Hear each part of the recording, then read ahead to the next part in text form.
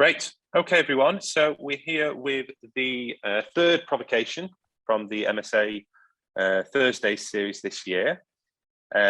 So as I'm sure you'll all be aware by now, a provocation consists of two short provocative talks on a shared theme, followed by a conversation or debate with a discussant. The discussant for this evening is Dan Dublowitz, and I'll hand over to Dan now. Dan, you've got the floor. Thank you so much, Jonathan, and a warm welcome to everybody this dark winter evening. So I've gathered together two colleagues I've known for some time and collaborated with in different ways to ask them, can storytelling empower communities to change their city? Okay, and really I feel that their work will introduce themselves much better than anything I can say. So we're going to have Dave Lynch first, who I really know through his filmmaking and crazy inventions projecting onto clouds initially. And then he's going to talk more broadly about different types of storytelling and give examples across more than one piece of work. And then we're going to go, after 15 minutes, we'll go to Morag, who I know through her Loiterers Resistance Movement and her work as a walking artist and psychogeographer. And we discussed that her provocation would drill deep into one particular kind of walk or project. I'll come in at the end with the two as a discussant to get a conversation between them going, and then between them and you, and we'll take questions which I'd like you to put in the chat. Just to let everybody know, as a direct follow on this evening, we'll finish a few minutes early because Dave Lynch is going to stay on for a bit of a Q&A about how to make a film in 1 minute for the competition that Benedetta and Jennifer launched this week for Everything International MSA. So without further ado, Dave Lynch, you have the floor. Hi, just going to share my screen. Is that all coming through? Yeah. Okay, great. Hi, I'm Dave Lynch. Thanks so much for inviting me. I'm an artist, inventor, researcher, and creative director at Immersive Networks Collective, a data arts research company. My provocation is about the way we communicate data is broken, or for a more positive spin, is how can data storytelling remake place? I'm going to discuss how storytelling using data can have a direct impact on remaking place using two case studies. One from Nicaragua, using data to make sense of place with the local community living on the side of a volcano, and the other from a live project in Bradford, using the storytelling device of a food recipe to meaningfully connect residents, policymakers, and local stakeholders. To begin, I'm going to share our philosophical approach to how we create our stories, and share a recent example which was used as good practice by the AHRC at places like COP26. So, American philosopher and ecological psychologist Edward Reed. Many in the field of ecological psychology would reject the separation of perception and action, arguing that perception is shaped by the individual's ability to engage, reflect, and process their emotional experiences in relation to the environment. In this capacity for emotional engagement leads to action, collective processing, social capital, and pro-environmental behavior. From Reed's book about the necessity of experience, it separates experience into primary and secondary. Primary is through our senses, understanding reality and learning for ourselves. And secondary is essentially through someone else's senses, which has then been kind of packaged up in some format that we consume. So our storytelling practice aims to enable discovery through this primary experience, using the senses or rooted in the lived experiences of audiences, which is really tapping into their memory of primary experiences, either from a cognitive perspective or embodied memory, like the memory of the body. Let's have a quick drink. So Newland, this is our film that we made, A New Vision for a Wild Future, covers two farmers' approaches to practices of regenerative farming, to conservation, and various other topics. The farmers see themselves as custodians of the land, looking after the countryside for the next generation. These farmers work at the margins of where private land meets public access. In the case of Newland, there are conflicts between heritage institutions, their rules and restoration conservation, which are often barriers to these and other farmers trying to make both a positive public space transformation and create and protect a suitable habitat for rewilding and conservation. The film was produced as part of a slow conversation strand of Tipping Points, which aims to centre farmers' voices in discussions over landscape decisions. It's about the cultural responses to land sharing in the north of England and part of the UKRI Landscape Decisions Programme. I'm just going to show a bit of a clip. It's a little bit sickening because sort of institutions that are meant to be here to protect buildings like this, and they are in fact doing the opposite here. I don't know about other cases, but here they are actively putting boundaries in the way.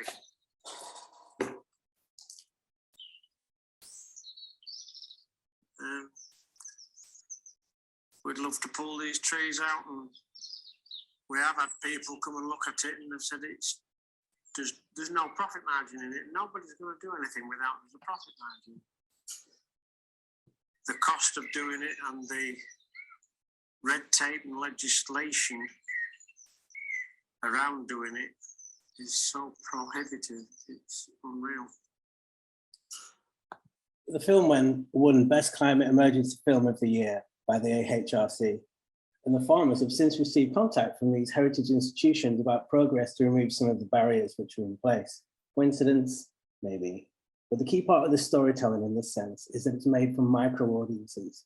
This was made for farmers by Dry Stone Waller. That's me in a previous job. So this means it's about slow time. It's how a farmer sees the world. They see the world in decades, which in turn gives a fresh resonance for everyone who's not a farmer. It taps into our lived experience of being in the countryside, but expands and plays around with this concept of time. I was heavily influenced by this film called Stalker by Tchaikovsky when I was setting out as a filmmaker. It was the first time that I'd seen something that abstracted everyday scenes and turned these into objects, like a narrative object.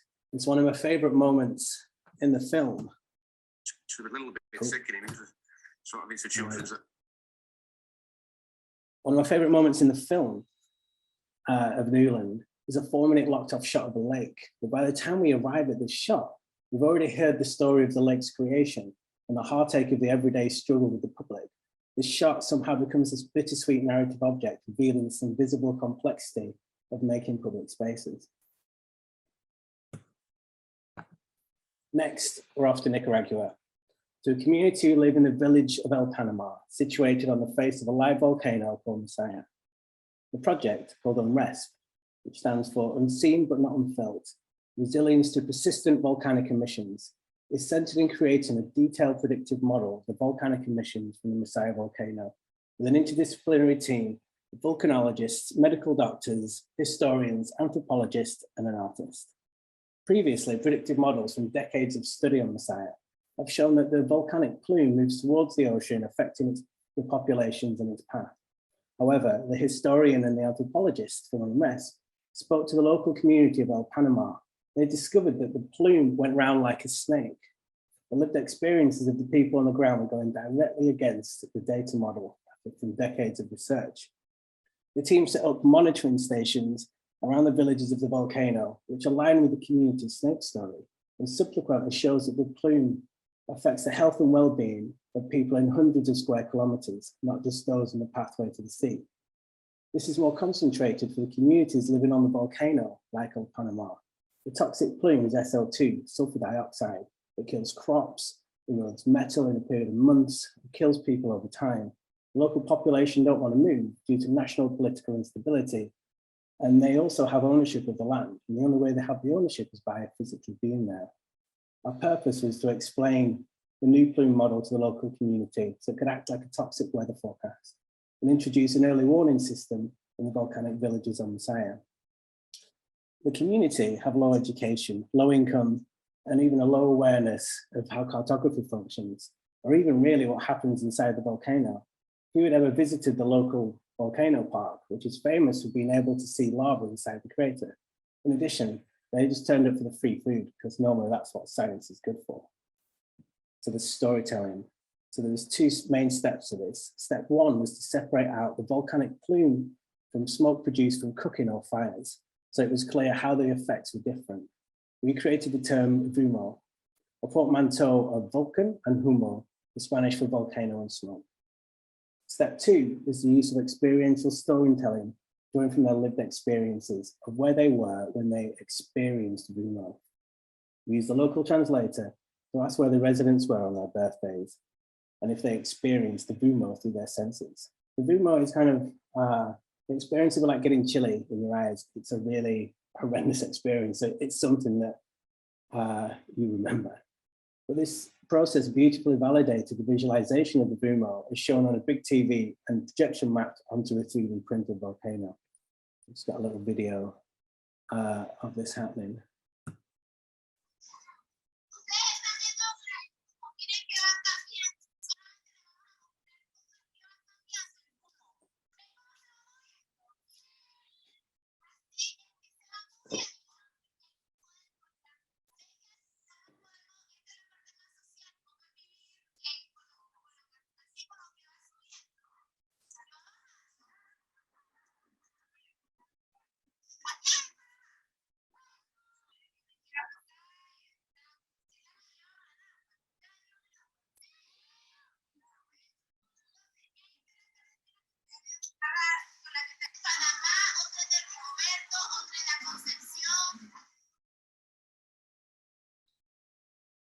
As the community discovered the data for themselves using their senses, it gave them agency to use and believe the science, helping where they could plant crops, build houses, and where and when to work in the fields.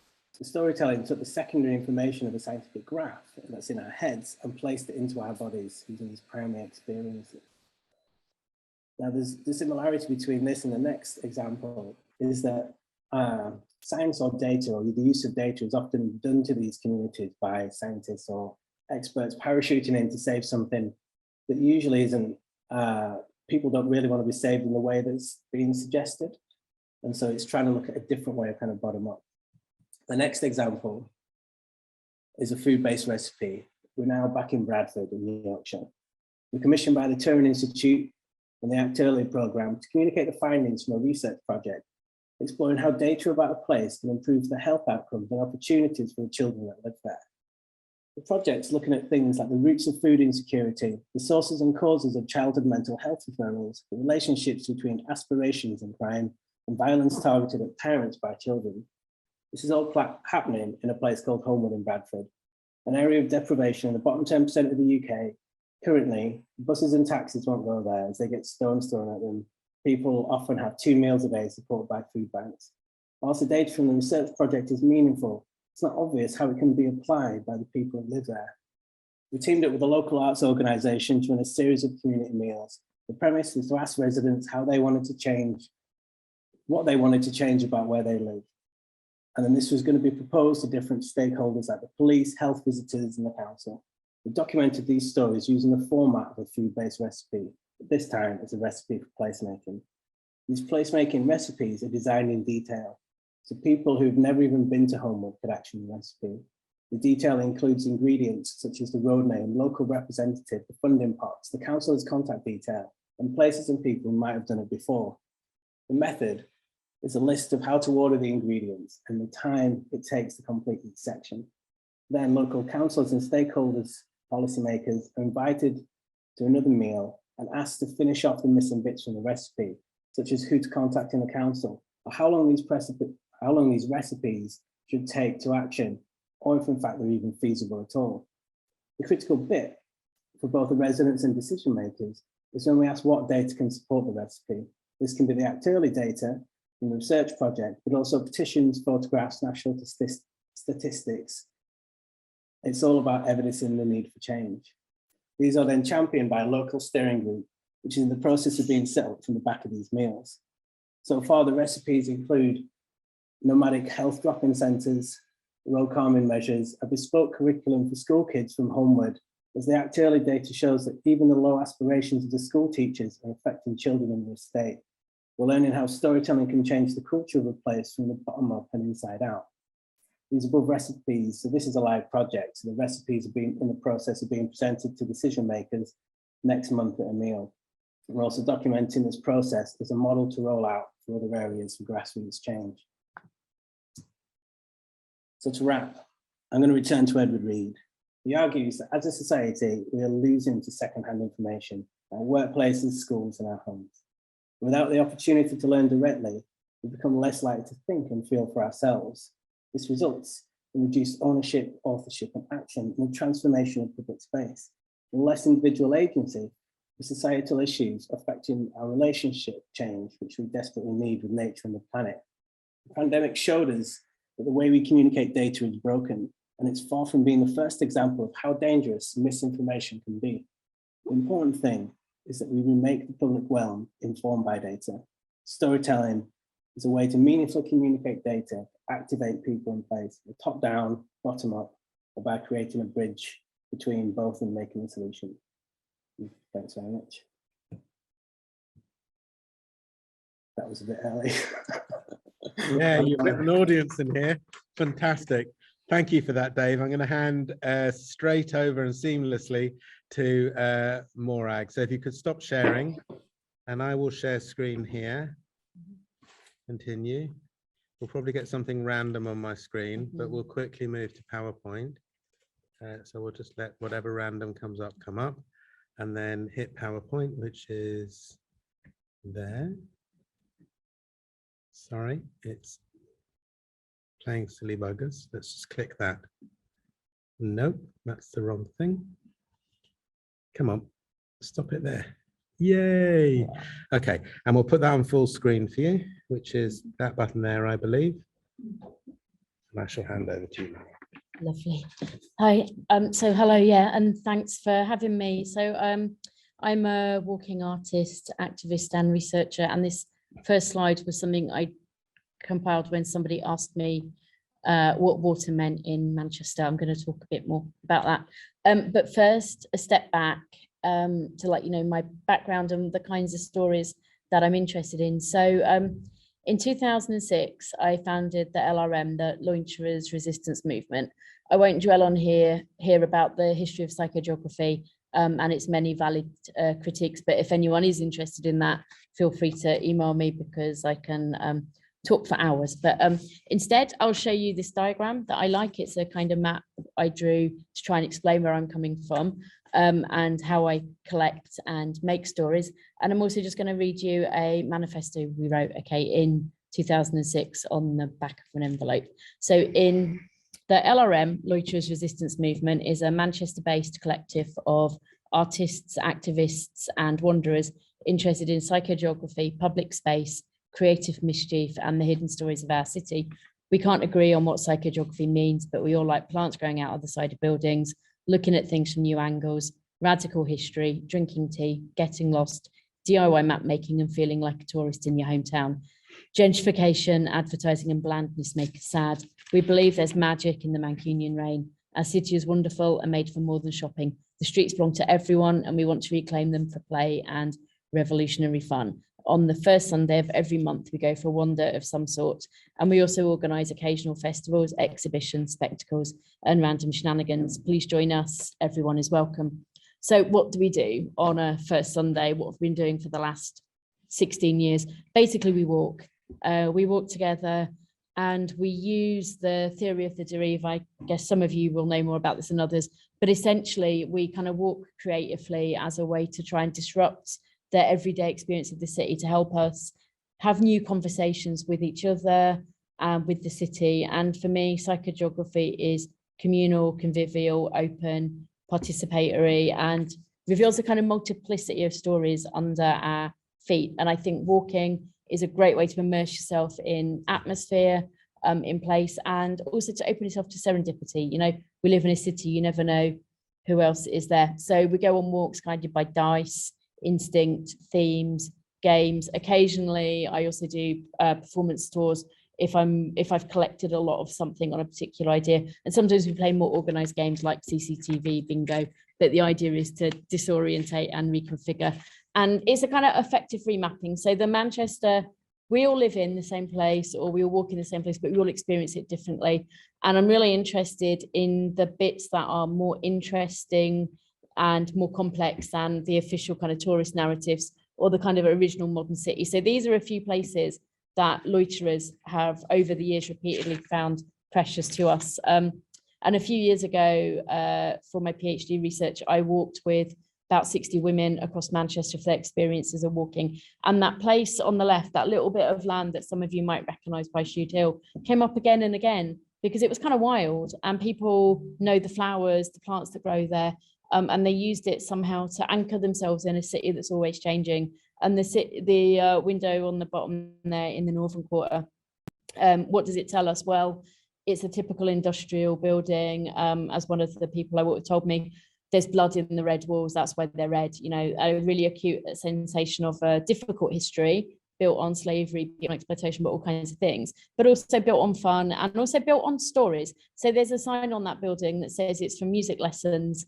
That's actually a leftover prop from Captain America. So the truth of a building, the politics of a building, the stories, fictional, real, historical, however you want to do them, all add to that sense of what it is to be walking in Manchester. And I'm particularly interested in water and the waterways, the rivers and canals of Manchester, what they tell us about the city, how they help us understand our personal and collective stories. So many of the stories that we have are very micro, very personal, but they add up to something else, you know, the kind of layers and different things and things that get told. You know, I think that word of mouth and things written on walls and things under our feet are as important as the tourist guide in the history book for understanding.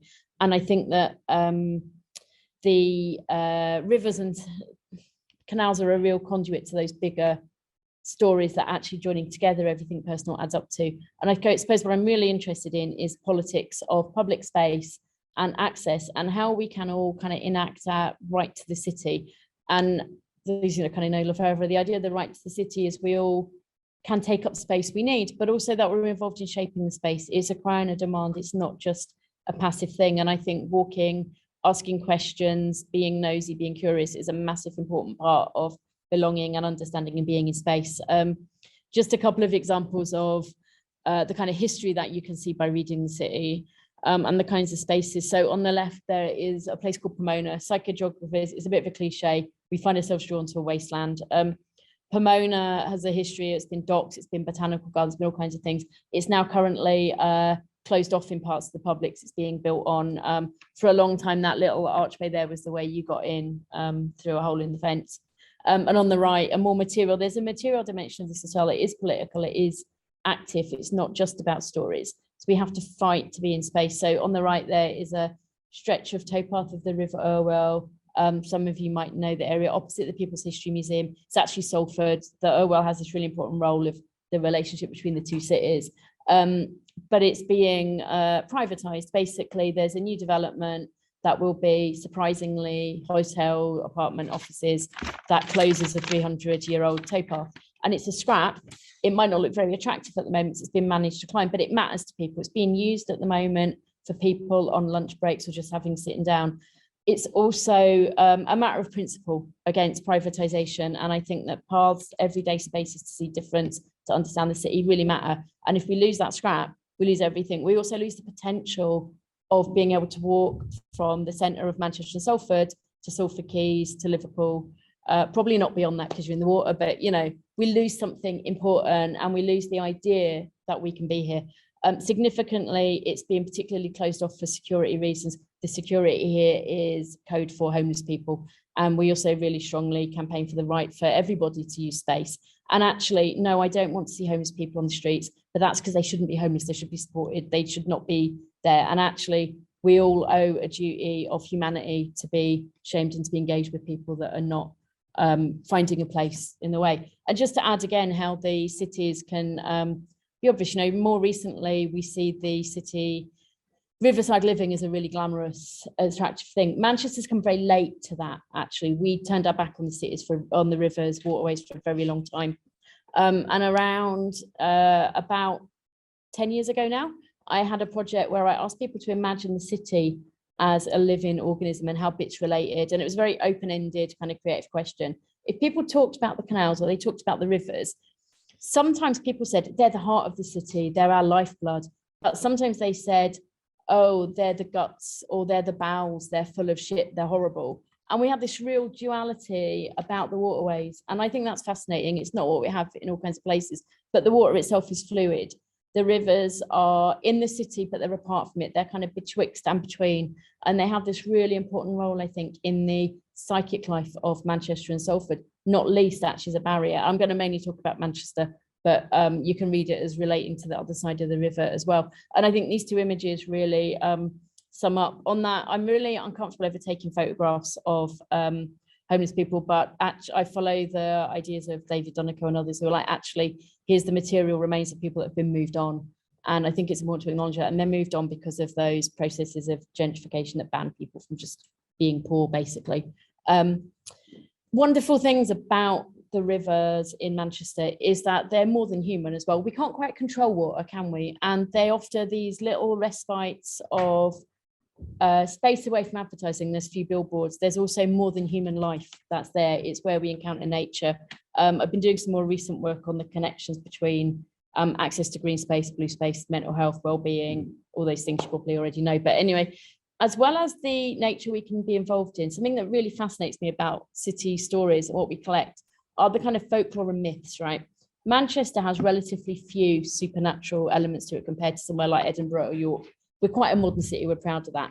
But the monsters that we have are very often situated in the water. So for example, walking through Ancoats, meeting older people, they remember Ginny Grintith, who's a kind of mythical being in the water who pulls young people in if they come too close. So she's a warning. And there's a similar myth all around the world. So for example, the bunyip in Australia, we'll find these kinds of creatures that are designed to keep children safe by scaring them away. You maybe know some yourself from your own childhood. There's also boggarts in Manchester who are kind of like troll-like creatures. The most famous is in Boggart Hall Clough. It's got the name, it's even named after it. What's amazing about the boggart is I've met a woman who told me she met the boggart one day when she was a child, and he was really small and stout and slow and horrible. And then another woman in the same conversation said, I saw him too. I was a teenager. He was tall and thin and ran really quickly. And they were fine with it. They accepted that he changed shape. They didn't care. They both believed that they'd seen this thing. There's another character called Messi that we made that name up, but people have talked about seeing a fleeting monster in the waterways, like Messi after Nessie, obviously, and Manchester. I spoke to a friend who is a cryptozoographer, so their job is to look for mythical creatures, animals out of place. They think it's possible there could be giant eels in Manchester. I'm skeptical. I'm also skeptical of Messi existing, actually. There seems to be quite a big correlation between Messi and pubs and such like. But this is a plea. If anyone ever sees anything funny, please let me know, because I'm oddly fascinated. But we also have darker things like the Pusher, who has been blamed on a number of drownings. And, you know, it is a dark place sometimes. So I want to move on and think through how the canals and rivers in Manchester are also connected with pleasure and sex and hedonism. Most famously, Canal Street, Dean Gates Lock. These are places where I haven't been for many years, but, you know, where one might possibly go to have fun. And it may not all be legal and it may not all be polite. And some of it might be messy and uncontrolled and scary to authorities. You know, we know that lots of times people want to control hedonism because it's a threat. Okay. And the rivers are a really good example of this. So Andy Warhol here is guarding the gate to a place called the Undercroft, which is along the side of Piccadilly Gardens. It's one of my favourite pieces of graffiti in Manchester. It's been locked off basically for fear of crime, but many in the queer community see it as directly homophobic. It's a place just past Canal Street that's traditionally used for cottaging. And when the legislation of this was coming up, I had some really interesting conversations with men who were emailing me saying, I don't want to talk to the police. What a surprise. But actually there's a community down there. And it's not just about sex. It's about all kinds of things. It's about heritage. It's about belonging.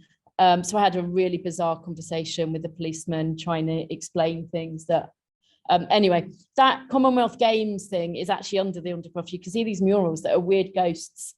It's open during the day. Anyway, so think about the stories of control and fear and why we might not always go down there.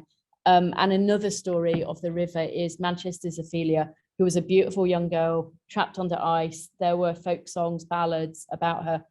And I thought this was a story, a folk story. And then I realized she was called Lavinia Robinson, and she went missing in 1813 in December. She was found in February 1814, literally trapped under ice in the Irwell. And she became a sensation because we know this: dead, young, pretty women make news and not much changes. And she was scandalized in the paper. They blamed on all kinds of things, that she'd been unfaithful to her fiance, blah, blah. She was not. There's no evidence for that whatsoever. Her fiance also ended up dying. They committed suicide because they'd been shamed by the tabloids, basically, or the broadsheets at the time.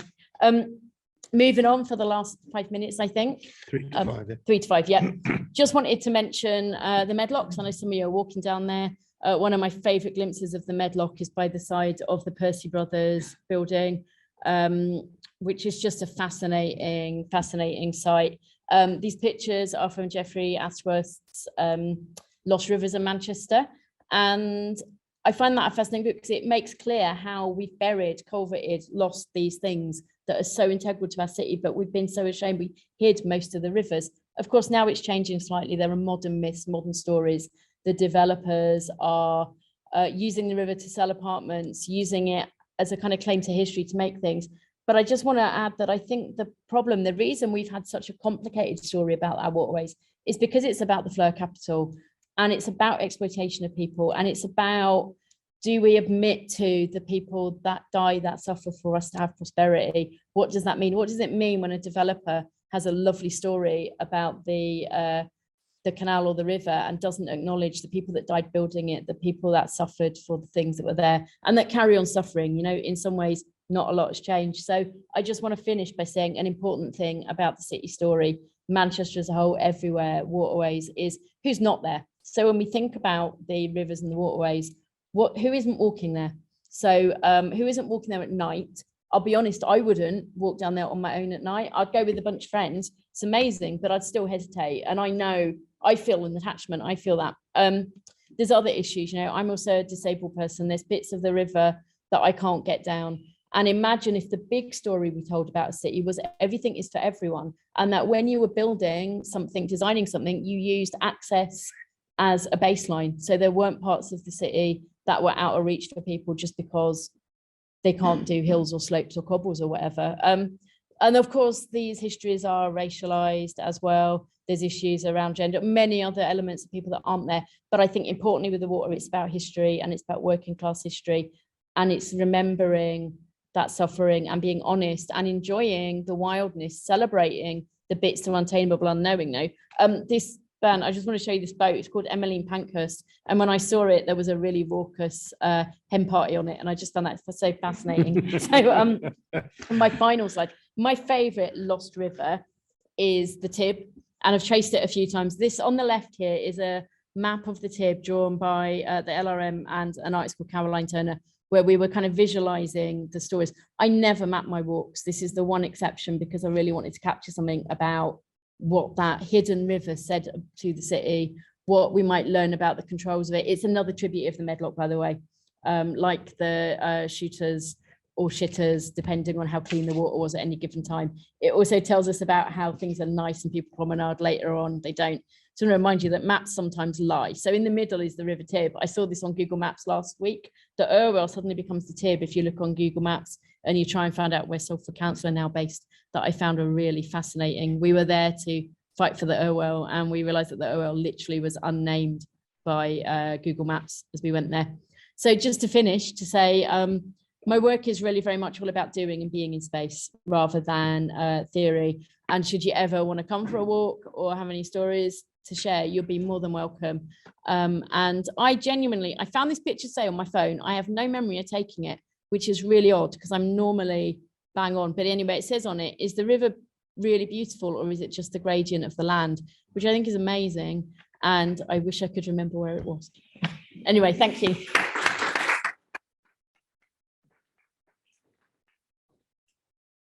So I shall stop sharing. So I'm going to throw kind of 2 follow-ups, you know, maybe just to capture a little bit more, give you a chance both to capture a bit more, but also if either of you have questions you'd like to put to one another, that would be good. I think what we've really covered is just to kind of draw some things from both discussions to kind of bring them together into one shared discussion.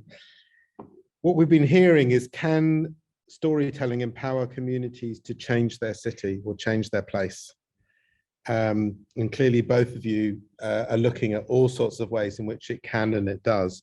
And I think what I'd like to tease out a little bit more is, in what way does it make these changes, and what are they? So I'm going to go through some of the things I heard. It's not exhaustive.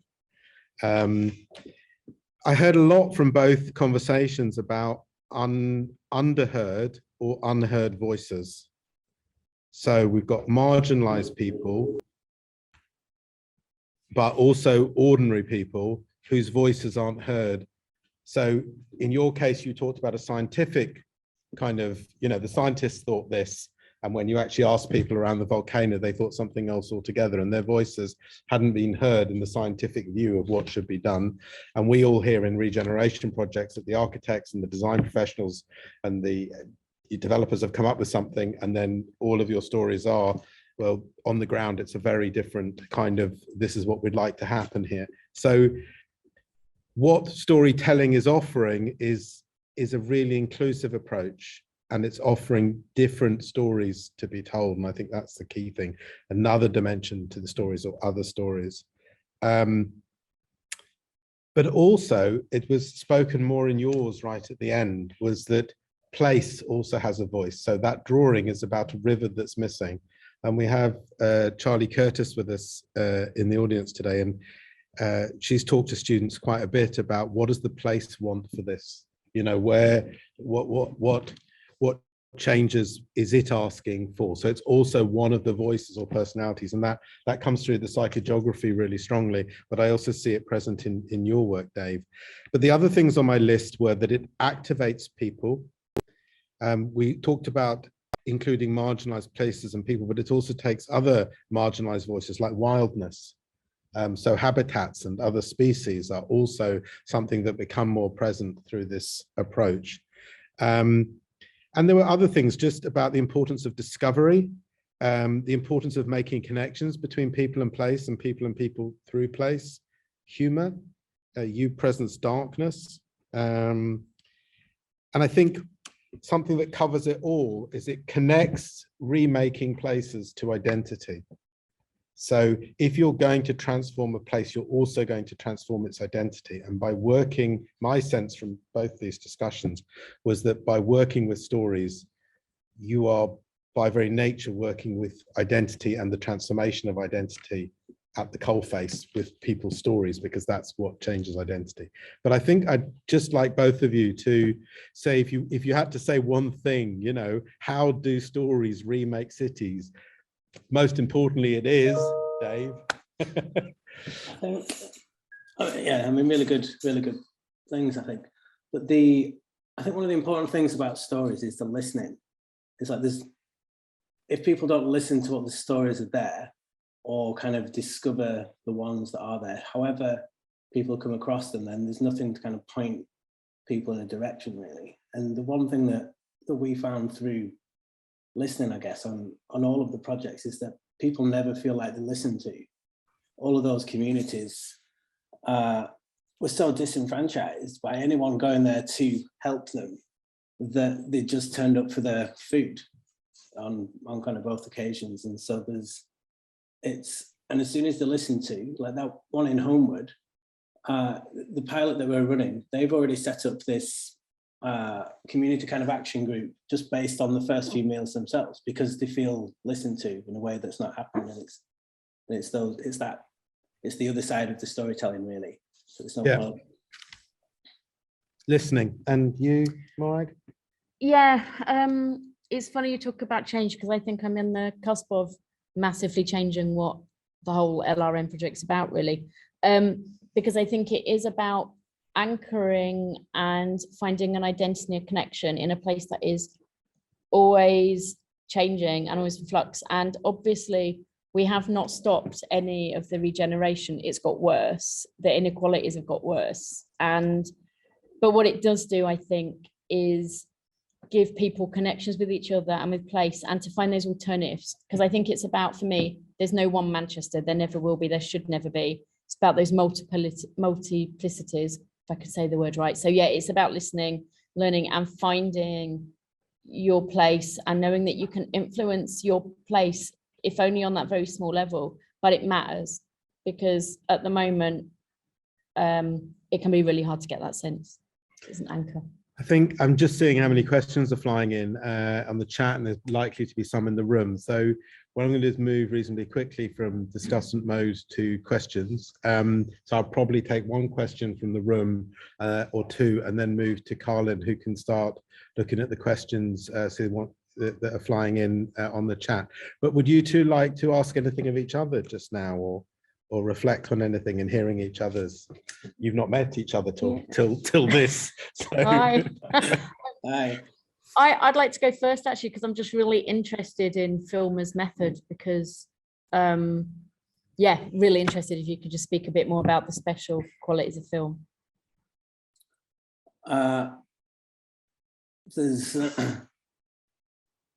Yeah, I think the thing I like about film at the minute, from where it's kind of pushing me, I guess, as a practice, is the limitations within inside it, and a way to communicate the feeling of what's happening. And so it's only when we connect to what we're seeing through something that, I don't know, feels rather than being told, that it really kind of seems to make a difference. And just taking everything away from the fast pace, kind of almost going as far the other way as possible. Like with that shot that was 4 minutes long, originally it was 6 minutes, but I had to cut it down to fit it into this other place. But just being with the shot and with the film and with the space, just like you would be with a place, is the thing that kind of really holds what's happening. I think that's where I got to. Really Thank nice you. to hear, but all the stalkery stuff too, isn't it? Do you know what? I have to say that I love Stalker, but the first time I watched it, I had no idea my TV was broken. So my Stalker is a completely different color to what it is. It had such a vivid impact on me. And then I saw the cinema and realized I'd basically watched a different film on a knackered TV. Over to your question, Dave. Have you got one for Morag? Yeah, I mean, I really love all of what you were saying, really. Like, myth making is such a kind of important part, I think, to how we kind of make sense of, like, you know, who we are, like you were saying. And it's reminded me a lot of my early research into kind of interviewing people, and it's like, how do you find those stories? And it's like, truth is such an interesting dynamic of that. I thought that was really, really great to kind of hear. And the creative mischief as well, I made a note of. I'm really interested in how you get lost and the processes for that. Yeah, do you know what? It's actually getting harder to get lost in Manchester, or so I think, but there is always somewhere new. There's always like a new Guinness or a new bit of change. Like, I hadn't been down Chapel Street for ages. Obviously that's awful, but anyway, as I was walking down there quite recently, I literally felt disorientated because there was so much new, like the new towers there. I think getting lost, you have to be in the mood for it, in a sense. You have to have the time, you almost have to pay attention to it. But using those things like following an algorithm even, or following a dice or something like that, just changes. So it may not be truly lost. Like, I don't want to change this, but I probably could find my way back to somewhere in most of Manchester. But it is finding those just creative ways to use space, so you somehow break it. And actually, having said that, it is surprising. In the first lockdown, I was 20 minutes away from home, where I ended up, and it astonished me how very different the landscape was, and how many new places I found not that far out of my normal orbit, you know. I think it's such a brilliant note to end on as we move to another part of the discussion. You know, what we discussed in studio is, if you're trying to discover something or find something, it's quite helpful if you get lost first, and the need to get lost and to make mistakes and get things wrong and is actually part of creativity and design. And you know, this peripatetic practices such as walking and filmmaking, which are on the move and on the go, involve a lot of that discovery, exactly because you wander, and the vocabulary of sort of finding your way as part of it. So just before we go to you, if that's all right, Carlin, does anyone have a particular question they'd like to pose here from the room? Go for it, Oscar. I guess I'm quite like what it is about getting lost that really starts to, I guess, high innocence allows you to make those kinds of discoveries. Okay, so short question. So what does getting lost do, both of you? Ooh. Do you mind if I go? So I'm really interested in getting lost. Sorry, the reason why I asked the question is that it's from a kind of interdisciplinary collaboration point of view, it's how you find your way back together, which is interesting, but also the part of what happens when you get lost is that you have some kind of mild peril, for a better word. Okay. And that then roots you in a place in a way that, like, the mixture between like a kind of gentle trauma and how that connects the body to a place, I think is really interesting. And then how we kind of use a different part of our kind of understanding of reality to kind of navigate back. And that's in the place where we have these little leaps or these little spaces, and it's like a subset of awe, if that makes sense. It's like AWE, not ORE. Yeah, mild peril, I like that phrase. I think that is interesting, something about the loss of control, but also conversely, sometimes the getting lost can almost be a hyper focus on something. So if you are just listening or just smelling or just looking for something not human, then you get a different perspective. So you might be in a place you know really, really well, but you just shift your perspective a little bit, and it's opening up that space, and that space for conversations. Why normally, I know traditionally a derive would be I'm very much more interested in the communal idea of it, because somebody will have attention on something else. So it's not always a literal getting lost. It can be a daydream in space as well. I've thrown my tuppence worth in the chat. Stalker, throw the metal nut. Throws it over there and walks that way. Yeah, that's exactly the kind of thing we would do. Do the opposite. Even really little things you can do, like just walking on the other side of the road, on the road you always walk down.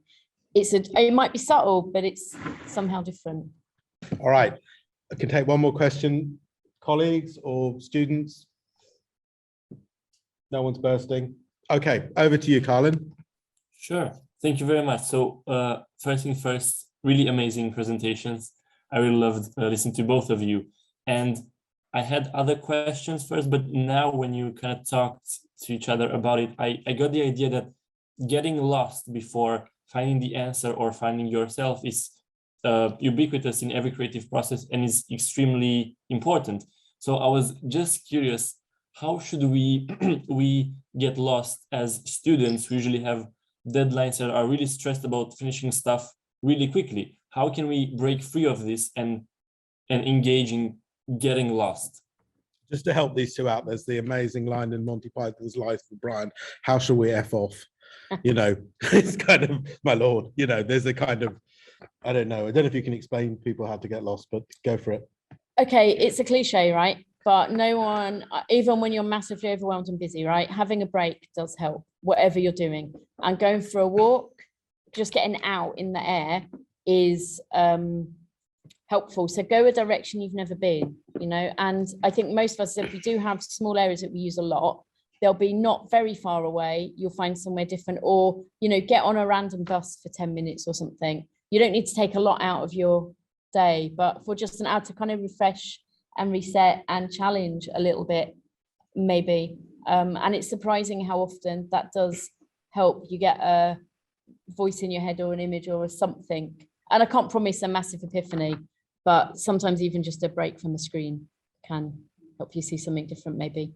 Mm-hmm. Dave, do you want to add anything, or should we move to some more questions? And I just totally agree. It's definitely the same thing about putting yourself in a different space, completely different surroundings, or kind of something you can keep going back to. So I've been trying to make friends with a wild animal, and I find that just that process enables me to get lost enough. And I'm really shit at it, to be honest. It's taken me a long time, but the constant kind of going back to that place, when I go there, I engage with something completely different because I'm seeing a different layer of kind of what's already there or wherever I am. But it's that really helps. Okay, thank you. I also wanted to ask both of you, what drew you towards storytelling, and why did you choose your own mediums? Why those mediums exactly? like filmmaking, walking, sauntering around the place, getting lost? Why those?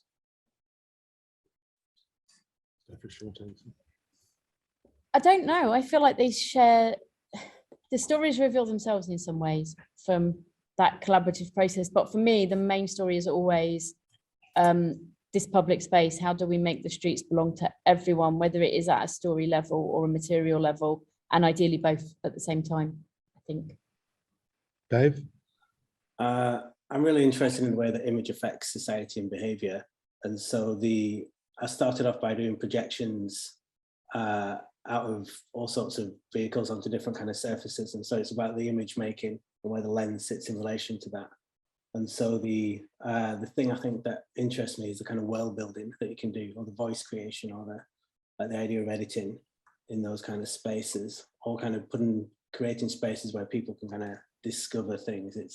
It's more about the image than the filmmaking itself, I guess, or a relationship to it. Thank you. I would like to invite Ray actually here to talk about his perspective. Wasn't expecting that. Yeah, I didn't have any questions as such. My bad, sorry. Just been pitching in on the sidebar as usual. Can't help myself. Sorry I can't be there tonight. Playing it safe as I had a close contact with someone with COVID, so I'm laying low at home right now. I suppose there's a couple of things to follow up. I can talk for hours about getting lost as well.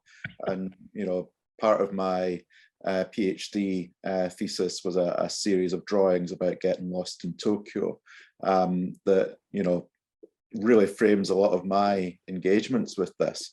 But I suppose one of the things that I wanted to raise, just, you know, for the students in particular, you know, I run a film and architecture workshop, and with a few exceptions, you know, it's a fantastic thing and the students are always absolutely great and really engage with it. But with a few exceptions, the students don't have a great knowledge of cinema. And I suppose I would like it to be a bit of a call to engage with these storytelling arts. Whether it's cinema or literature or, you know, songwriting or, you know, whatever it is, but, you know, to really engage with the high quality end of that stuff. You know, there's space for entertainment, and, you know, the critique and all the stuff that is around that is slightly different. You know, there's nuances within this, but, you know, to have a knowledge of, for example, cinema, I think can help you enormously as a designer, as an architect, both to understand and to articulate your point that you're trying to get across. And, you know, so I suppose to throw it back to you is what kinds of narrative arts would you encourage the audience, the students, to look at? What are we missing? What are our blind spots? It's a huge blind spot. Over to you too. Yeah, can't answer that quickly, can you? No, I guess. First. Go for it, Morag. Okay, I was going to say that when I'm trying to explain psychogeography to students, I don't usually recommend reading, because I think walking's more important than watching. And I normally suggest watching Patrick Keeler's films. I think that, especially Robinson in Ruins, I think that does a really good job of explaining how things connect, but it also makes it clear how it's a very personal connection. Like, he makes conclusions that link place to power, and it's a very slow film. When I screened it at the Corner House as was, and I didn't know at the time there was a staff bet about how many people would walk out, because it really feels like radio on the screen. So I would encourage you to watch that. By the way, nobody walked out, remarkably. And yeah, it is hard. I also encourage students to, or anyone really, to listen to music and listen to all kinds of, like, read and watch widely, because it's, everything is enriching. I'm not sure that properly answered the question.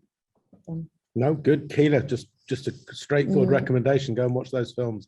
I've asked Ray if he can put a link in, because I think the university service might have those films on it. He'll know best off the top of his head.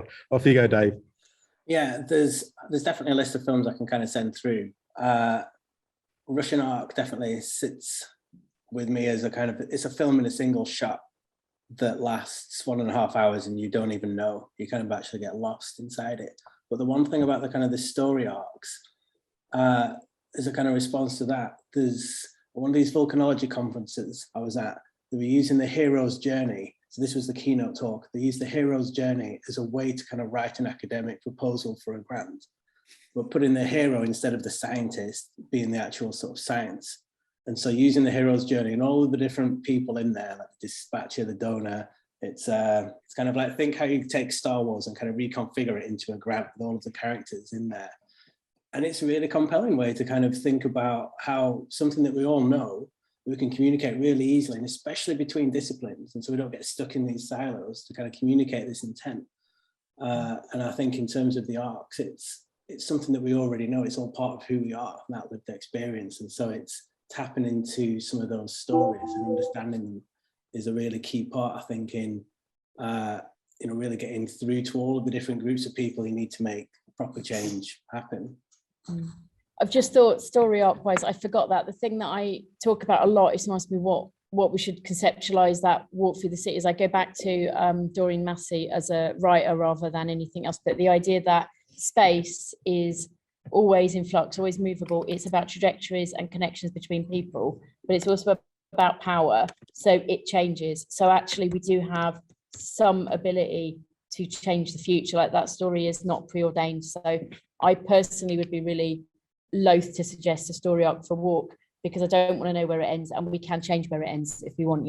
You can always leave a walk early if you, well, hopefully, if you need a drink or you need the loo, or there's whole other stories about how that relates. So that's the kind of arc I would like, that it is not finished, and it is never one story of a place. There is no essential essence. I think it does speak to that difference between the walk itself as that continuous shot and then the stories that you tell afterwards, which might then be edited and cut in certain ways to make a coherent story out of it. So I think there's different ways to use those narrative theories, which I think can help us enormously. Brilliant. Okay, Carlin, do you want to go around the room a little bit and grab a few of the questions from the chat? I saw there were several earlier. Yeah, sure. I would also invite Helen to ask her question. Yay. Helen, you there? Yeah, just a sec. I'm just going to change screen. Sorry, I'd got it on my second screen. Hi, thank you very much for your presentations. Also, one of the tools that we all use in architecture is through the medium of drawing. I'm totally behind the filmmaking as well. I'm a big fan of the filmmaking research workshops that Ray runs. But I just wonder whether you use any cognitive mapping techniques after your walks. This is to Morag. After your walks, as a way of, if you've got lost and you're trying to kind of retell that story, do you ever use kind of cognitive mapping techniques to kind of retell that? And I guess similar to Dave, is that, do you ever use those in a kind of preparation for your filmmaking as you're thinking through some of that storytelling that you do through your filmmaking? I don't document walks, actually. So everything is filtered through, because I started them way before my PhD or any idea of academic stuff. And it was very much about want to be in the moment and experience and not limit it. So at one point I never took photos or anything. I do take photos now, and I do maybe make notes, but I do use like my brain work. I use my mapping and stuff a lot if I'm trying to plot something afterwards. And actually I do maybe not drop notes or pick up a memento or something, but because there's so many different people on the walk and I don't always know them. Some people, haven't been for a few months, people drift in and out literally of the walk as well. So it's not just my story. Other people do. Other people I know sometimes write about them in a more linear or constructive way, but I tend to not do that unless I'm deliberately constructing a performance and I see them as very different to the Derives anyway. So no would have been the quick answer, sorry. No, It's better to have a dialogue about it than a yes or no. You could hear my brain moving as I was answering that. Okay, let's keep it moving. So we've got another question, Carlin, maybe, and then we'll move on to the next part of tonight's session. Yeah, sure. I also wanted to invite Jonathan to ask his question. Thanks, Colin. Yeah, thanks, Morag and Dave, for the really interesting presentations. My question is with regards to curation and kind of curatorial authority, and whether you perceive walking, loitering as ultimately as acts of curation, and then within that, is there ultimately an inherent bias check that we need to apply to those experiences when we are loitering, walking, experiencing these routes and potentially documenting them and sharing those, those results? Is that to me specifically, Dave? Do you want to go first? Yeah, for both, but yeah, no. You go first, Dave. Sorry, could you repeat the question? I thought it was to Morag, by the way, that you structured it. Let Morag go first. Okay. We'll work it out from her answer. Yeah, fair enough. So, yes, I think there are biases. There's places that I like, there's places I connect to, there's where I've got memories. And one of the problems actually we walk as a group sometimes is to not fall back on the same stories, and there are some places I go by that it make me think of a person or a thing. That's why actually walking in a group is good. It does some sort of check and balance to that. If I feel like we're getting stuck, we'll maybe do something like a sound walk as a kind of refresher. So you're not talking, not sharing the stories. Or sometimes I'm like, everything we say on this walk has to be a lie, so that we're not just recounting those historical facts and figures, because you can get them from a book. That's not what a derive is for in my mind. I suppose in some ways it's curatorial because I'm picking bits of the city and carrying them with me. So there are obviously some choices. And when I do write about it, or when I do have an exhibition or something, it's a bit more curatorial without a doubt, but that's why I do try and keep that collective as well. So hopefully some balances, the things that I get a bit obsessed with, like for example, security cameras, or like dioramas, or like a particular thing on a billboard, somebody else will bring something else to the mix, and it's not just, because it's not my city, it's everyone's city. And my view is I want to hear other people's as well, It's interesting that you've got those methods in place as well to kind of try and address those. Because the reason I ask is because it's something I'm grappling with in my own research, particularly in relation to professional and public tensions. So yeah, those methods that you've highlighted are really, really useful for me personally as well. So thanks for that. It's hard now with my academic head on. It doesn't always sit very well with me, that kind of sole author stuff.